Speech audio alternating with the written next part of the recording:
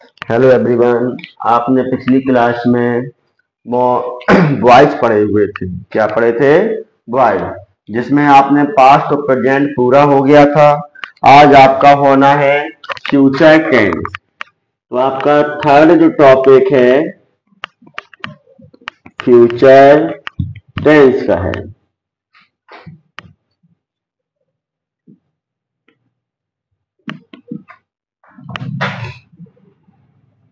Future tense का आपको सबसे पहला टॉपिक पढ़ना है फ्यूचर इंडेफिनिट टेंस।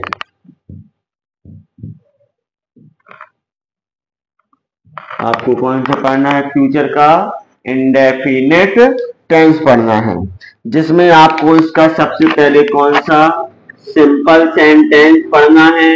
तो सिंपल सेंटेंस में देखिए क्या होता है आपका। सिंपल सेंटेंस में आपके एक्टिव वॉइस का स्ट्रक्चर और पैसिव वॉइस के स्ट्रक्चर के बारे में हमें जानना है। तो देखें, यहाँ पर हमारे एक्टिव वॉइस का स्ट्रक्चर होता है सबसे पहले सब्जेक्ट, फिर इसके बाद हेल्पिंग वर्ब। हेल्पिंग वर्ब में आती है विल और शैल।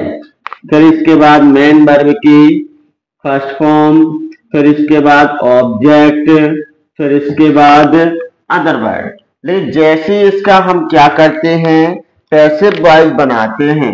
तो पैसिव वॉइस में सब्जेक्ट के स्थान पर ऑब्जेक्ट को लाते हैं। हेल्पिंग वर्ब में विल शैल के स्थान पर विल और शैल ही होता है बस। लेकिन विल शैल के बाद हमारा यहाँ पे बी आता है। फिर मेन वर्ब की थर्ड फॉर्म, फिर इसके बाद अदर वर्ड, अदर वर्ड के बाद वाई, और वाई के बाद होता है सब्जेक्ट। तो अब हमें ये देखना है कि जब इसका हम एक्टिव से पैसिव पढ़ेंगे तो एक्टिव वॉइस और पैसिव वॉइस में हमारा मुख्य डिफरेंस क्या होगा। एक्टिव वॉइस का जो भी वाक्य दिया जाएगा उसे हमें पैसिव वॉइस में क्या करना पड़ेगा, चेंज करना पड़ेगा। जैसे कि अगर हमने बात की कि फॉर एग्जाम्पल, तो आई shall write a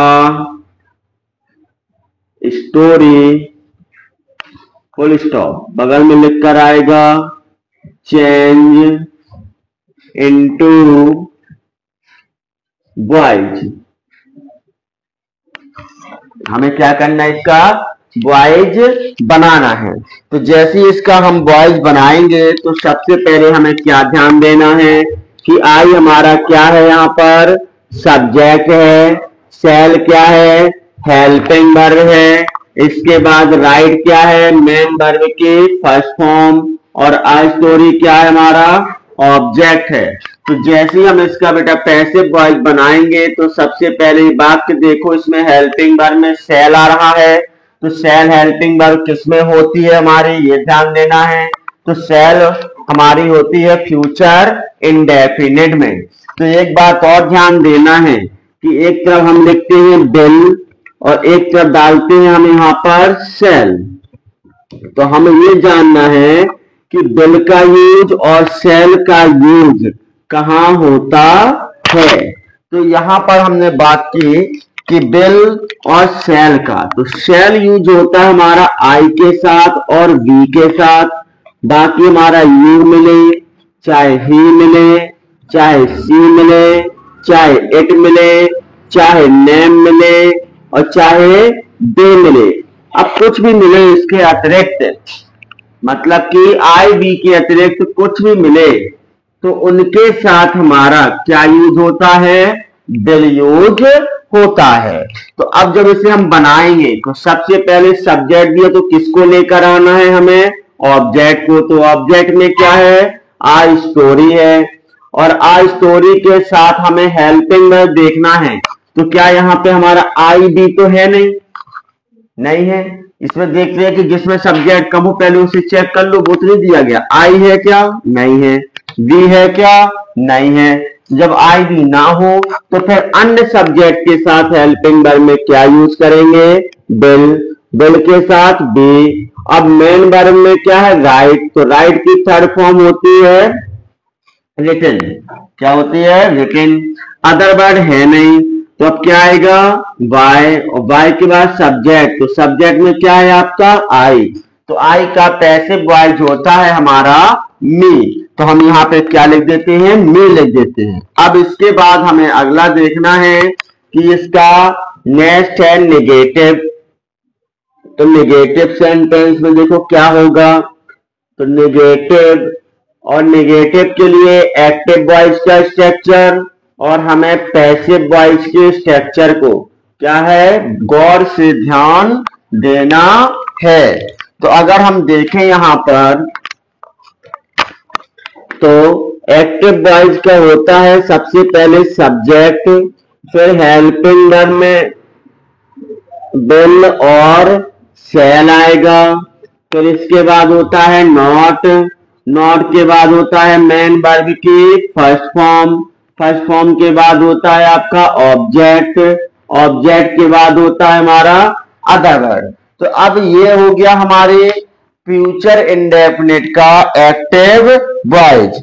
अब लेकिन हमें इसका बनाना क्या है? पैसिव वॉइस बनाना है। तो जैसे ही हम इसका पैसिव वॉइस बनाएंगे तो पैसिव वॉइस के लिए ध्यान देना है कि सब्जेक्ट के स्थान पर हम ऑब्जेक्ट लाएंगे, हेल्पिंग वर्ब के स्थान पर हेल्पिंग वर्ब ही रहेगी, विल शैल की विल शैल ही रहेगी, नॉट के स्थान पे नॉट रहेगा। अब नॉट के बाद आपका हो जाता है यहाँ पे बी। फिर मेन वर्ब की होगी third form.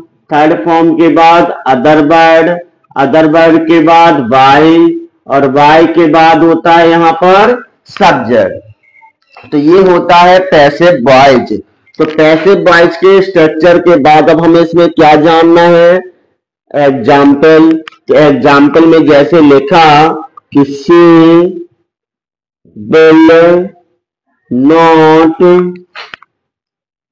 Wash clothes, full stop. तो अब बगल में लिखकर क्या आएगा? Change into voice. क्या लिखकर आता है यहां पर? लिखकर आएगा आपका चेंज इनटू पैसिव वॉइस या ओनली वॉइस, दो में से कुछ भी लिखकर आ सकता है।